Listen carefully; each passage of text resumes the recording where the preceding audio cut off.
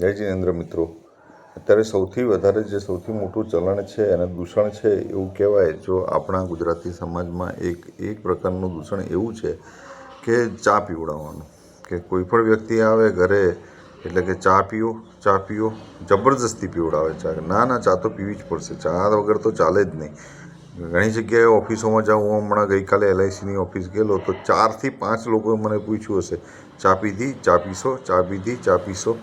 અરે મિત્રો, તમને ખબર નથી કે અત્યારે ચાની જે દવદશા છે, ચામાં જ એટલું બધી વસ્તુ વ્યસનો છે અને એ જે ચા એટલી બધી કડક થઈ ગઈ છે. એ ચા આલ્કોહોલ જ છે, ગરમ આલ્કોહોલ છે. એ ચાને એકચ્યુઅલી જે ફર્મેન્ટેશન પ્રોસેસથી બનાવવામાં આવે છે, પ્રોસેસ જ આલ્કોહોલિક છે.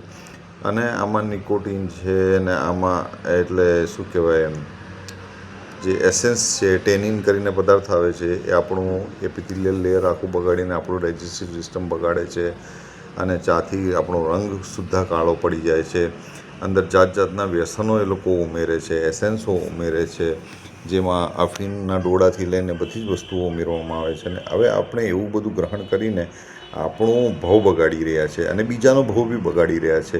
એટલે આ નિમિત્ત બનીને, પાપના નિમિત્ત બનીને લોકો બીજાને બી પાપમાં ધકેલી રહ્યા છે. ઘણા તો ચા નહીં તો ચાલો આઈસ્ક્રીમ ખાઓ, કાં તો ઠંડા પીણા ખાઓ, કાં તો એવું કે તમે કોઈ પણ કોકોકોલા પીઓ, કાં તો પછી એની બીજી અલગ જે સ્પ્રાઇટ પીઓ.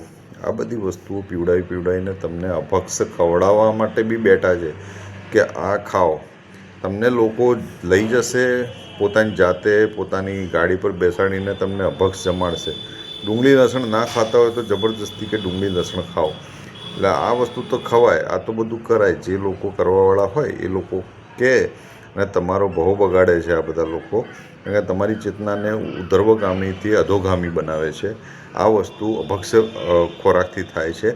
પ્લસ અભક્ષ ખોરાક તમારું સ્વાસ્થ્ય બગાડે છે. એટલે મૂળ તમે ધ્યાન અવસ્થામાં નથી જઈ શકતા, તમે ધર્મ ધ્યાન નથી કરી શકતા અને છેલ્લી અવસ્થામાં તમારે મેડિકલોના ચક્કર કાપવા પડે છે. હોસ્પિટલોના ચક્કરમાં તમે પોતાના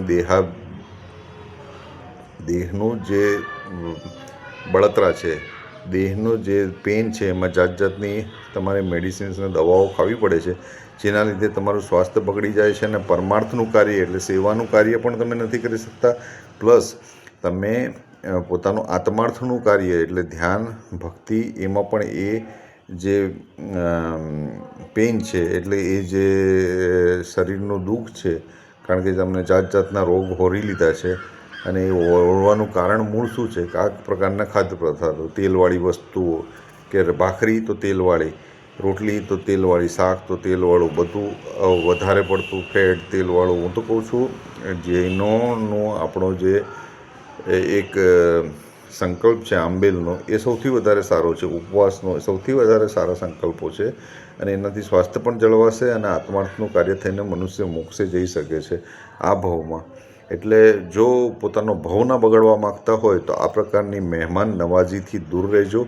અને ભવ ના બગાડવા માગતા હોય તો આ પ્રકારના મિત્રો જે તમને વ્યસન અને કુટેવો તરફ દોરે, એ બધા જ મિત્રોના ઉપર ચોકડી મારીને એમને છોડી દેજો.